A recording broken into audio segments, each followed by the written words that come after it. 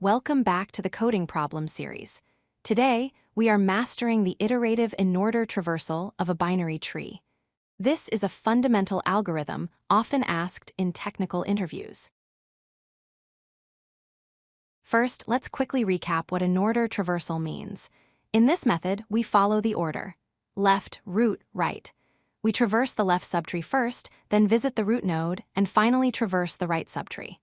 In a binary search tree, this specific order yields sorted values like A, B, C. You might wonder, why use the iterative approach when recursion is so simple? Recursion implicitly uses the system's call stack. For very deep trees, this can lead to a stack overflow error. The iterative approach solves this by handling memory explicitly, giving us better control. To simulate recursion, we use a stack data structure. Remember, a stack follows last in, first out logic. We will use this to store nodes that we have passed but haven't processed yet. We push nodes as we dive deep to the left and pop them when we are ready to visit them. Here is the game plan. Step 1, keep going left and push every node you see onto the stack. Step 2, once you hit null, pop a node from the stack and print it. Step 3, immediately move one step to the right, then repeat the process.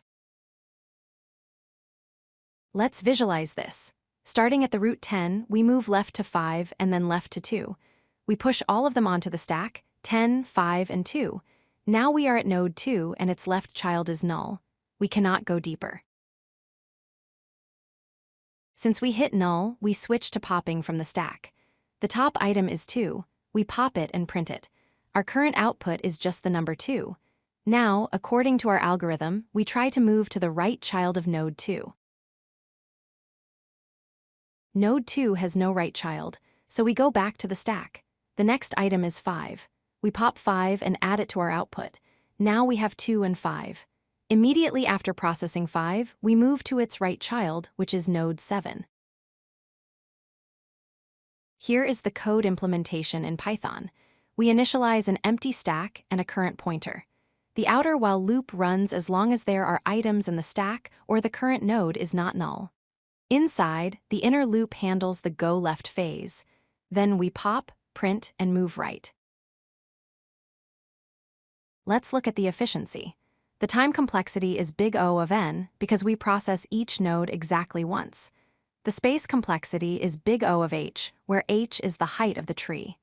In the worst case of a skewed tree, this becomes O of n, but for a balanced tree, it is O of log n. To summarize, we use an explicit stack to simulate recursion. We prioritize going left, process the node when we pop it, and always attempt to go right afterwards.